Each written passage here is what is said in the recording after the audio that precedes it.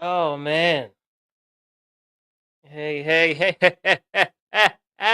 What up? What's going on, everybody?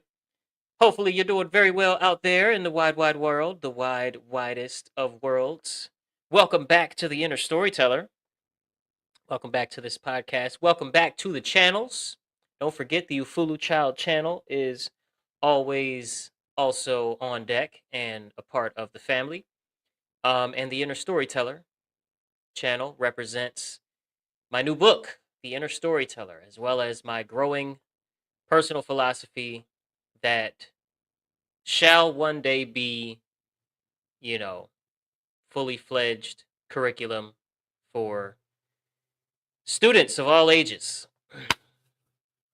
Today, we are asking the question, why do we have a government? Why do we have one? Hmm? Why we got one? Why do the world's nations have governments, right?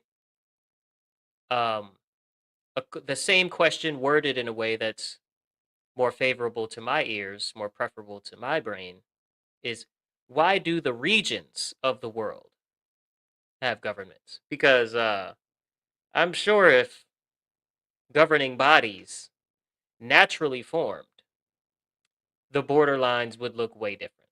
And no country, no nation, no government would be as big as, like, let's say, a Russia, a China, a United States, a Canada, etc. It's just way too many people. It's too much to try to manage people in any ethical way, unless you're dealing with the religion of authority, which is the religion of man's authority, the religion that government and or a governing body is a legitimate and natural aspect of human life, which it is not. Or the religion and or the religion of monetary value, which is the religion of economics, and you know puts forth the idea that money is natural and a necessary part of human life, which it is not.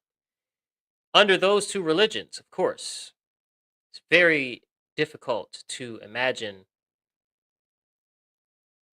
um, it being too hard to manage that many people over that vast of a space on Earth, under one umbrella, under one governing body. But with those two religions intact, of course, it's easy because money is this sort of universal gatekeeper to resources and rule making, right? With enough money, you can start to be one of the people that makes the rules. Now, before we actually get into that, I have to say my intros. So before anything gets underway, please like the video. You know what I'm saying? I need you to like the video. You need you to like the video. If you haven't heard, there's actually some really cool perks to liking the video.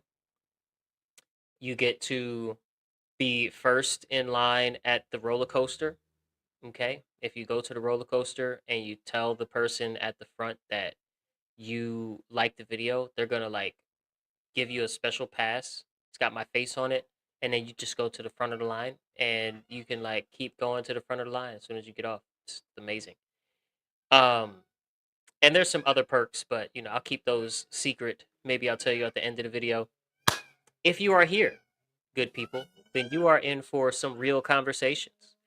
Okay, we talk about religion, we talk about money, we talk about anarchy, we talk about culture, how mankind is manipulated from the shadows by forces that do not have our best interests at heart because perhaps they are completely evil. But we're not bashing faith systems here. We're not calling people stupid for having a religion or subscribing to one. We are simply examining the psychological cause and effect of the stories that we have the most faith in this life, the ones we have the most stake in, and how those stories help shape society. Now, that examination sits right alongside an honest look at the current human condition, which is slavery. government is slavery, good people. And the question we have to keep coming back to is what can actually be improved with a proper understanding of the inner storyteller and how it works. Now, if any of that makes you a little uneasy, makes you a little angry or uncomfortable in any way, please be assured, be reassured that although you are encouraged to stay, maybe confront some of those feelings, you are 100,000,000,000% welcome to leave at any time after you like the video. Now, let's go ahead and dive right in to somebody that has always just kept it real, brought us back to homeostasis, checked in with what we can all plainly see with our eyes. And let's hear what he has to say real quick. Oh, look! Yet another day of watching full-grown adults treat American politics like it's a Disney movie. Crying about how much they miss Obama or whining that if Kamala had won, we wouldn't be in this mess. It is honestly exhausting watching you people swap out the figureheads at the podium and expect a completely different machine to emerge. Wake up and smell the corporate backing. Because whether the guy in the Oval Office is wearing a sharp blue tie or a red hat, they are all pulling the exact same levers. The massive Wall Street firms, defense contractors like Lockheed Martin and RTX, and tech giants aren't picking sides. They are funding both the Democratic and Republican national committees simultaneously. You know, it's like, yeah, that's exactly what's happening, right?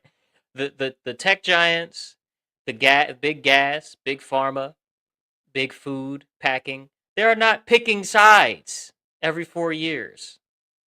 Okay, they're not like, oh, this person is in favor of policies that'll help me. No, they influence the policy.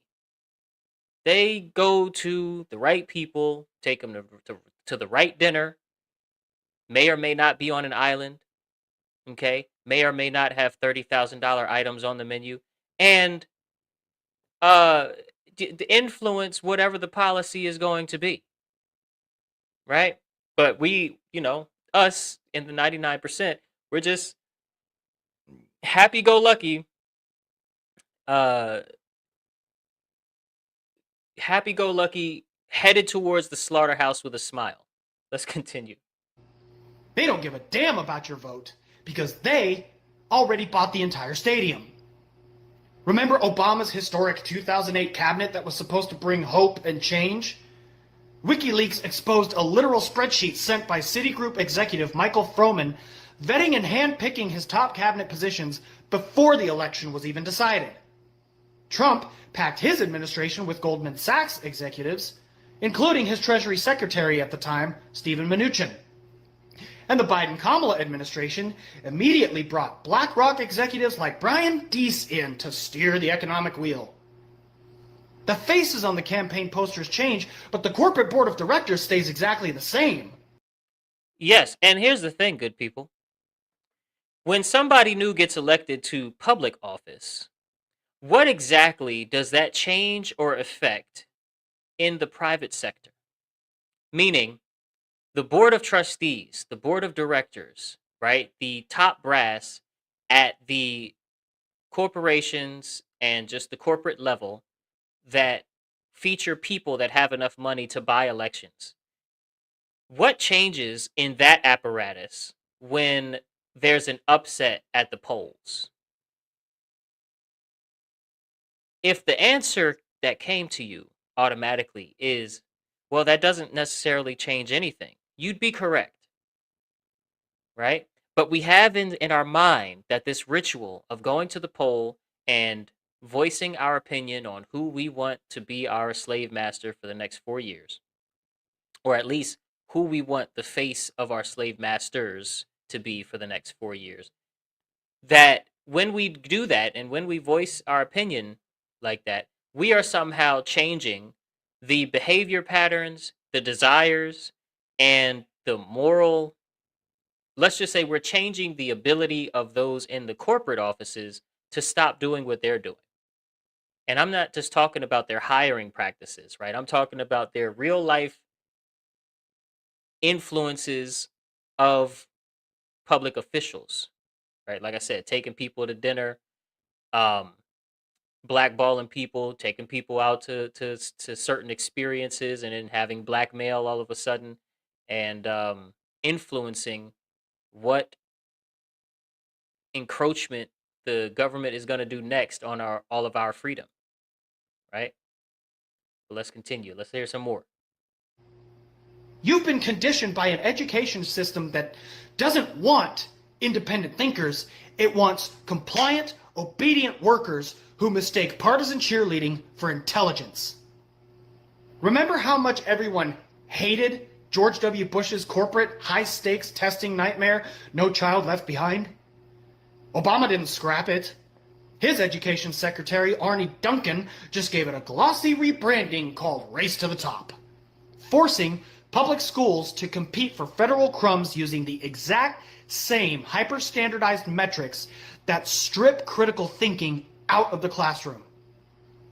I mean, how many episodes have we already had about the public school system, right? We're already like 6 episodes in, going in on the public school system. Make sure y'all check those videos out after this one. Both parties intentionally protect a system where public education is largely funded by local property taxes, legally guaranteeing that poor neighborhoods stay underfunded, desperate, and funneled straight into low-wage labor or the military. But you don't care about the policy pipeline because you've turned partisan politics into a fanatical religion. You treat these career politicians like infallible saints. Liberals literally canonized Obama with a Nobel Peace Prize at the start of his term, and then spent 8 years completely ignoring the fact that his administration dropped over 26,000 bombs in a single year. 2016 alone. 2016 alone, 26,000 bombs. How many bombs, okay, does it take to get a job done? Right? Like, what kind of jobs are we doing that need 26,000 bombs in a year? And his drone program was more than just bombs, right? You use drones to shoot bullets sometimes. You use drones for direct energy um, weaponry sometimes, right? Just his drone program was extensive on what it could do to get jobs done. 26,000 bombs in 1 year on top of the rest of what he was doing. And this is before his NDAA, signing the NDAA into effect. Basically, you know, laughing at the whole idea and concept of freedom altogether and privacy. you know, I just want to know how many bombs it takes to get a job done. That's all I want to know. And authorized a massive tenfold increase in drone strikes compared to Bush. It's a cult. If your team murders civilians, it's a necessary evil. If the other team does it, it's a sin. When it comes to the actual execution of state power, the policy line is practically a straight arrow through every single administration. You love to scream about the border, completely oblivious to the fact that the Obama administration was labeled deporter-in-chief for kicking out more than 2.7 million people over 8 years, averaging nearly 1,000 deportations a day, a faster pace, by the way, than Trump's first term. And if you think Kamala would have saved you, the Biden-Kamala administration used a combination of pandemic-era Title 42 expulsions and it expedited Title 8 removals to carry out a staggering 4.4 million returns and expulsions. That is more repatriations than any single presidential term since George W. Bush. They use the same cages. They just adjust the PR lighting so you feel better about it. Bush built the Patriot Act to spy on you. Obama signed the extensions. Trump maintained it. And Biden-Kamala preserved it. Everybody is in on a surveillance game. And the surveillance game is huge for these people because surveillance now is not just not that it ever really was, but it's not just like crime prevention and crime investigation, stuff like that. Now surveillance mainly 99% of it is just data, right? Building psychological profiles and purchasing profiles for every individual and funneling those data sets through AI to get the best advertising, to get the best military strategy that can be aimed domestically at your own people, to get them to comply with something or what have you.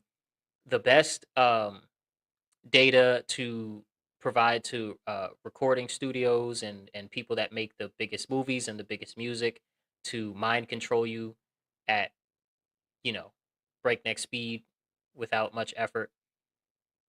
Surveillance now is much different than it used to be. Surveillance now is straight up like, this is this person's patterns, and with all of this data of their patterns, we can predict what they want at what time of day, what they don't want at what time of day, what mood they're likely in at what time of day, what purchasing habits they have, how we can push the limits of the purchasing habits with, this combination of whatever psychological triggers, in an advertisement or some sort of ad funnel, what have you, right?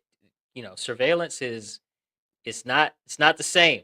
Okay, it's not just trying to, who's going to be a threat to the military, or who's going to be a threat to this and that apparatus. No, nowadays it's different. The only reason you don't see this total continuity is because you sit there letting a multi-billion-dollar media empire blast pure propaganda into your skull 24 hours a day. The press isn't a watchdog, it's a corporate megaphone.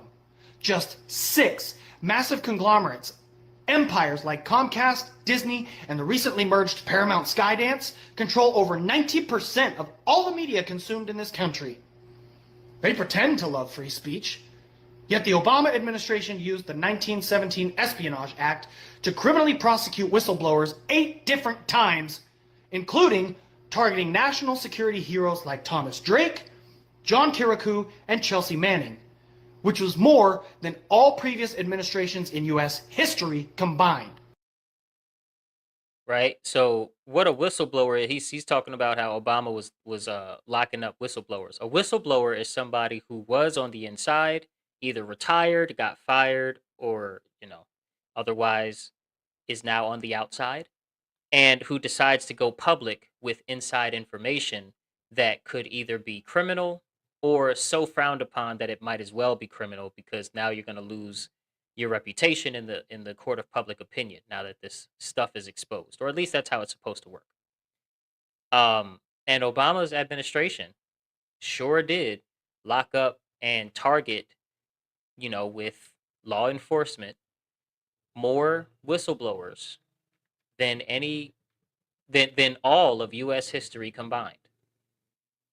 Right? And this isn't a video. I hope you guys aren't watching this and thinking that he's trying to say that because people think that Kamala would have been better than Trump 2.0, he's advocating for Trump 2.0 by dissing Obama. And it's like, no, no, no, no, no. That's not what he's doing. What he's saying is changing the figurehead, changing the person sitting in the seat doesn't change the machine.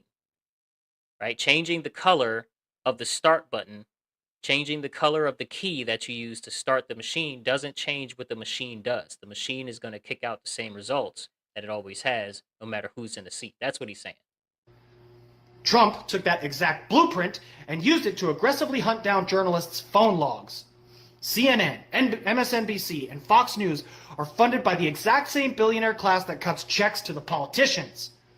Their entire business model is keeping you emotionally hijacked, terrified, and violently fighting a manufactured culture war so you never look up, look past the theater, and realize that on every single issue that actually matters, housing, healthcare, wages, and war, both parties are in absolute unbroken alignment. Both parties are in absolute unbroken alignment. Couldn't have said it better myself. His name is Aaron. He is on TikTok. I cannot have a TikTok. I've been kicked off of TikTok I think I had 3 pages banned, and then I think they banned my number. So like I can't even log in as a guest on TikTok and like see other people's posts. You know what I'm saying? It's super crazy and ridiculous. But regardless, if what we get from having a government is a through line of when it comes to housing, when it comes to health or health care, when it comes to war, and when it comes to law enforcement or surveillance, big surveillance, you get a through line no matter who is in the government, meaning no matter what promises are made during a campaign, uh, the agenda of more and more mass surveillance, more and more police state, less and less health, more and more disease, and make it harder and harder for people to own land and own a home, um, then why do we have a government to begin with, right? What is the purpose of having a government if what you get from government is the government owns yourself and your life, doesn't protect you, makes you sick, and keeps you broke or keeps you destitute, right? If you're already looking at the risk of feeling destitute, feeling a little hopeless, um, of some sort of coercion, you know, meeting you or being in your situation, if you fear the risk of the things that we already have with a government, then maybe try and not recognizing a government as a people, not as an individual, but as a whole people, come together and decide, you know what, we don't have one anymore. And anytime you guys say something, we're just gonna say no, or we're gonna ignore you. And if you tell us to do something we're already doing, then we're not gonna do it any faster or your way. We're just gonna keep doing it the way that we see fit in our local communities, right? And we're gonna protect our own local communities way better than you can from problems that you're trying to prevent from the inside out. We're going to do a better job at policing ourselves and at preventing ourselves from going chaotic and at rehabilitating ourselves. We're going to do a better job at that than you ever have in the history of government and governments, and kick rocks, right? If we do that together as a people, not as an individual, we may have a better result in the conversations that really matter, like housing, healthcare, food, you know, stuff like that. But for right now, we're just playing this government game, and we have stuff like this to deal with. Check this out. This guy's story is incredible, and by incredible, I mean it's insane what the government is doing to him.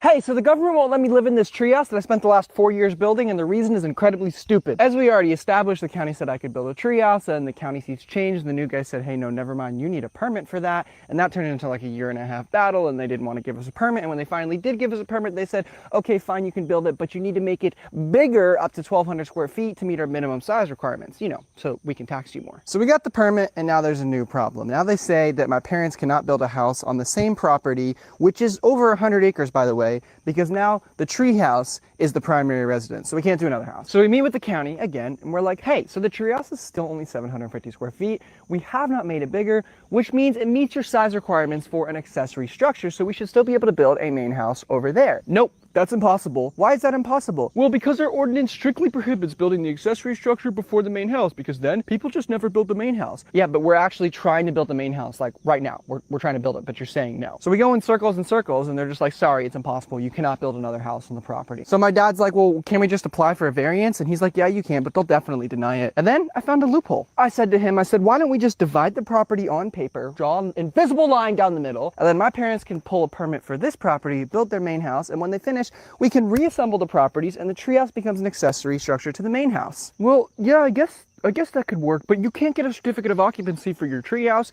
until your parents' house is finished, which means I can't live in it. Because in 2026, you need the government's permission to live in a house that you built.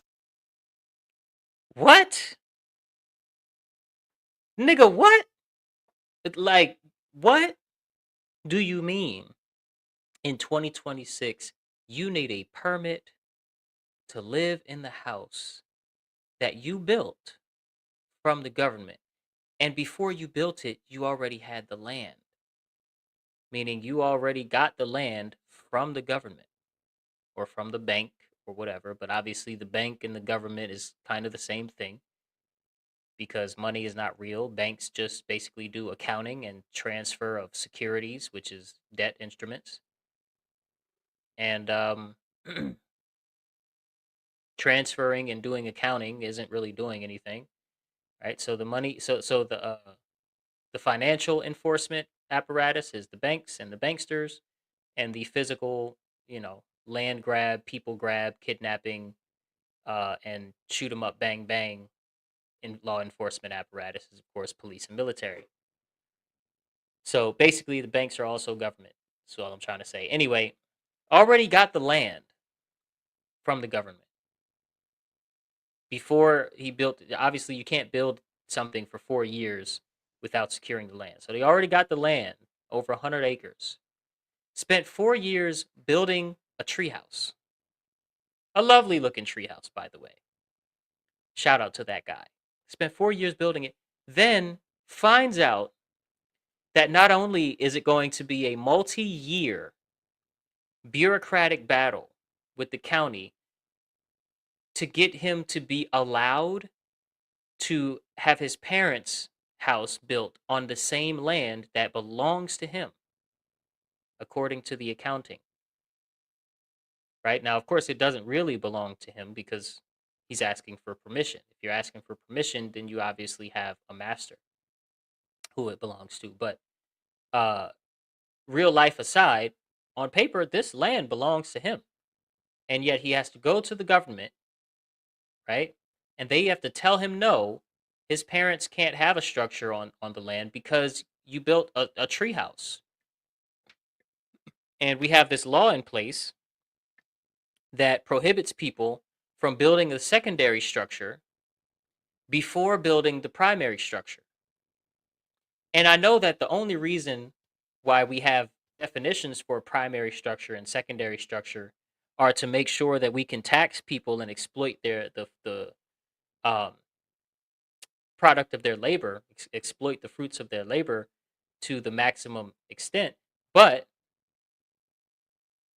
meaning, I know you didn't come up with the concept of primary and secondary and all of this garbage. We came up with it and we just are enforcing it because we made something up one day and we decided to enforce it on you today. And we wouldn't enforce it if you were in the Rothschilds family or Rockefeller family. You could just do whatever you want on your land if you're from certain families, right? Or you have connections in certain circles. But you don't. You're just a regular guy and you're just exercising freedom. Therefore, we have to tell you no. No, you cannot. No, get out. Right? And then he finds a loophole. Okay, well, let's draw an imaginary border, split the property into two properties. I'm not giving up my land, but I'm basically owning two pieces of land now, one with one imaginary borderline. And we'll build my parents' house, and then we will, undo the boundary, the imaginary line, and that way, uh, everything is cool. And they say, okay, fine, as long as you don't live in the house that you just spent 4 years building, because uh, until the primary structure is built, because we have this primary, secondary shit that we made up, until the primary structure is built, and we can help you get around the rule of no secondary structures before the primary is finished, you have to be off of, the property. And it may take a while to build your parents' house, is sort of in the fine print. And it's like, wow, man, it's insane. It's insane. And it's like, it's supposed to be the home of the free. This is supposed to be the American dream, to be able to buy some land, live off of it, govern yourself. That was supposed to be the vision of the founding fathers, right? It's like how does this even happen? And the answer is because government is slavery. No matter the country, no matter how long the government has been established and how many times they kind of changed their tune, every single time you have a group of people that fashion themselves or see themselves as fit to rule their peers, you have slavery. If there's any obedience to these people at all, right? If there's a whole ritual system and a bunch of costumes like suits and ties, or robes for like your judiciary or whatever, bunch of costumes, a bunch of rituals that happen, town hall meetings, voting, um, press conferences, all of these rituals, right? And all of these costumes and trappings of the religion of man's authority. If we just put away all of these toys that make up what we call government and decided to govern ourselves, right? To do absolutely everything the same except for play their game. Then suddenly, and the only caveat is police and military would have to participate. So police and military would have to quit their cult, and protect their own communities and protect, be a part of their own community. And if they want to keep on being like a protector as far as that kind of stuff and training and whatnot, they would have to do that in their own local space, right? Because obviously, if everybody but the police and military decided to come together, then we just have a bunch of dead bodies, and that's not good. So police and military quit their cult, and we just decide to put down the game of we have a government. And we said, no, we don't. Not anymore. Then shit like this, where you have a regular guy, young guy, spends 4 years of his life building a treehouse where he can live in his house and have his parents build on, right next to his house on this 100 acres, more than 100-acre piece of land. Um, and they can do so happily, and they can, you know, have their little compound, raise a huge family. He can get married and do his thing. You know, that's that's kind of it. This is what I wanted to talk about today. Why do we have a government? Because we obviously can do without, right? We obviously can do without having a government, and there's no universe. There's no rule in the universe that says if you don't have a government, your people are doomed to hell or something. Like there's no natural requirement to establish a group of individuals that are supposed to be divinely ordained to rule their peers. And the quicker we realize that, perhaps the quicker we can stop pretending like the Epstein list wasn't dropped and we don't have thousands of emails of people talking about eating kids open to the internet and nobody really rebelling or reacting appropriately to said news. All in all, the religion of monetary value, the religion of government, these these are religions that are extremely strong but stand on hollow ground. They don't have any foundation. And our obedience is actually the only fuel. And I know that we have a problem with self confidence. right? We don't think we're smart enough to govern ourselves. We don't think we're sophisticated enough. We don't think we are calm enough and emotionally stable enough, but I think we are. And I think it's about time we take our own lives back. Okay. And so, again, on this channel, we're not bashing faith systems or calling people stupid for having a religion. We are simply examining the stories that shape our lives. And that examination has to sit neatly right alongside an honest look at the current human condition, which is slavery. But it doesn't have to be. We don't have to stay in the condition of slavery. To change that, we have to ask certain questions. And the one question we got to keep coming back to, at least on this channel, is what can actually be improved with a proper understanding of the inner storyteller and how it works.